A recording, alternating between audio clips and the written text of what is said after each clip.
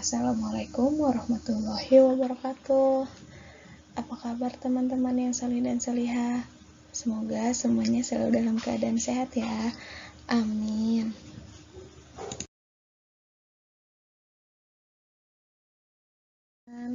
Hari ini Bu Ujo akan menjelaskan tentang pecahan senilai dan jenis-jenis pecahan. Sudah siap untuk belajar ya teman-teman?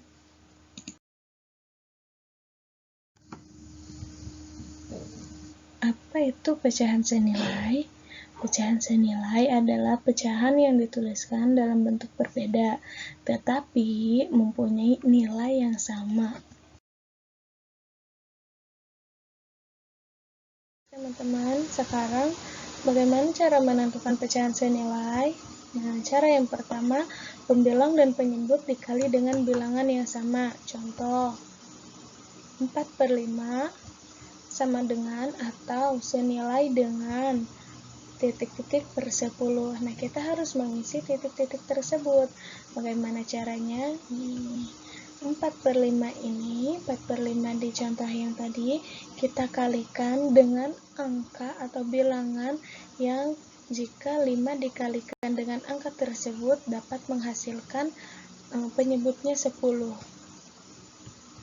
Wah, ternyata angka 2, bilangan 2. Nah, jika dikalikan 5 dikali 2 nih, kita mengalihkan penyebut dengan penyebutnya, kemudian pembilang dengan pembilangnya. Nah, jadi 2 ini kita mencari jika penyebut dikalikan dengan angka tersebut dapat menghasilkan 10. Nah, kemudian dapatlah angka 2, 5 dikali 2, 10. Ini penyebut dengan penyebut, kemudian pembilang dengan pembilang. Ingat ya, pembilang yang atas, penyebut yang bawah. Nah, jadilah 4 dikali 2, 8, 5 dikali 2, 10. Jadi jawabannya adalah 8/10. Itu merupakan senilai dengan 4/5. Bagaimana teman-teman? Sudah paham?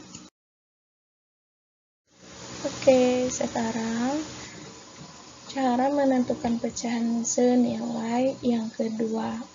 Nah, pembilang dan penyebut dibagi dengan bilangan yang sama. Jadi cara yang kedua itu dibagi. Nah, contohnya titik-titik per 5 sama dengan 8/10. Caranya, nah, 8/10, kenapa 8/10? Karena dia bagian yang sudah lengkap, penyebut dan pembilangnya sudah lengkap.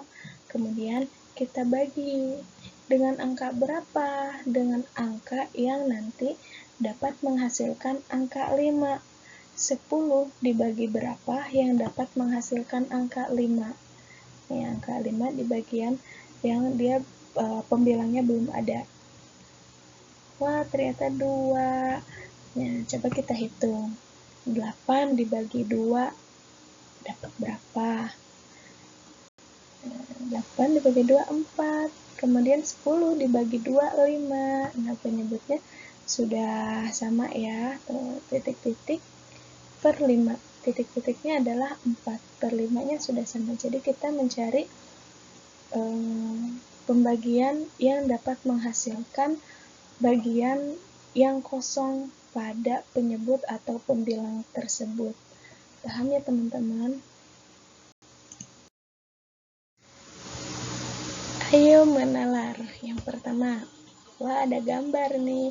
Ada gambar terdapat berapa bagian ini? Kita hitung ya. Kita hitung sama-sama.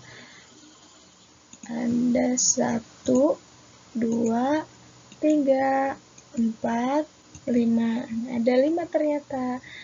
Nah, bagaimana cara penulisannya? 4/5. 4 ini dari mana? 4 ini merupakan bagian-bagian yang sudah diarsir ini. 1, 2, 3, 4. 4 bagian yang sudah diarsir, per 5-nya itu adalah keseluruhan dari bagian tersebut, dari tabel-tabel ini. Nah, 4/5 senilai dengan gambarnya ini. Kita hitung ya, ada berapa bagian? 1, 2, 3, 4, 5, 6, 7, 8. Oh, ternyata ada 8 bagian. Bagaimana nih cara penulisannya? Lambangnya seperti ini. 8/10. Masih ingat ya? 8 itu bagian yang diarsir atau yang diwarnain, dan 10-nya merupakan bagian keseluruhannya.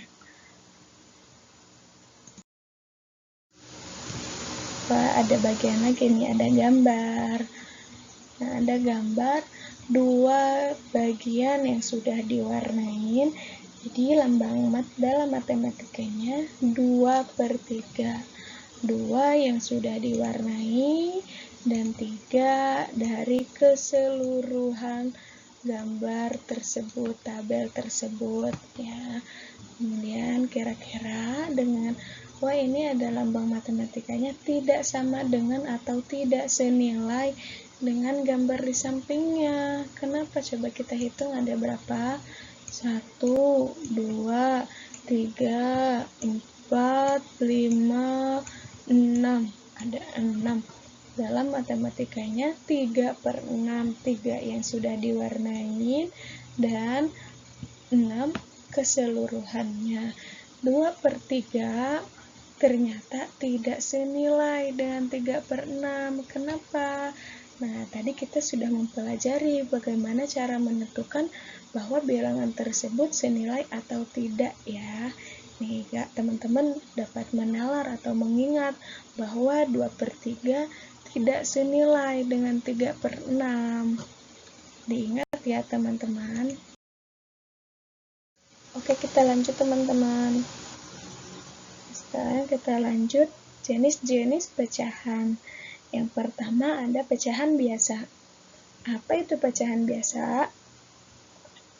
Pecahan biasa merupakan suatu pecahan yang terdiri dari pembilang dan penyebut. Nah, itu disebut dengan pecahan biasa. Contohnya, 1/2 itu merupakan pecahan biasa. Diingat ya teman-teman bahwa 1/2 merupakan pecahan biasa. Kemudian contoh yang selanjutnya 4/5. Kemudian 11/14.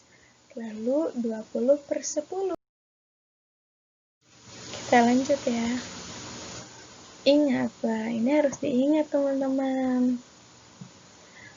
Pada pecahan 2/3, 3/5, pembilangnya kurang dari penyebut, maka disebut pecahan murni.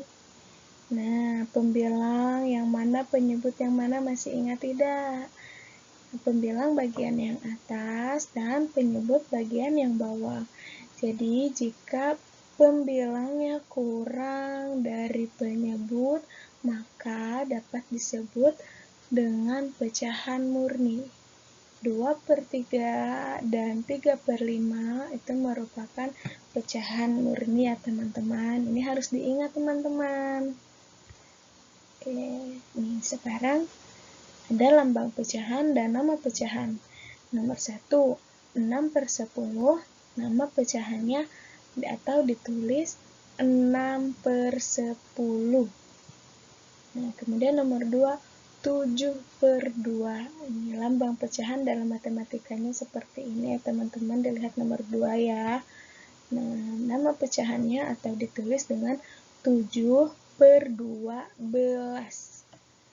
Nah, kemudian nomor 3, lambang pecahannya atau lambang matematikanya 17/15. Kemudian dapat dituliskan dengan 15/17. Ini diingat ya teman-teman, lambang pecahannya atau lambang matematikanya teman-teman diingat dan dipahami. Kemudian cara menulisnya bagaimana teman-teman dipahami ya.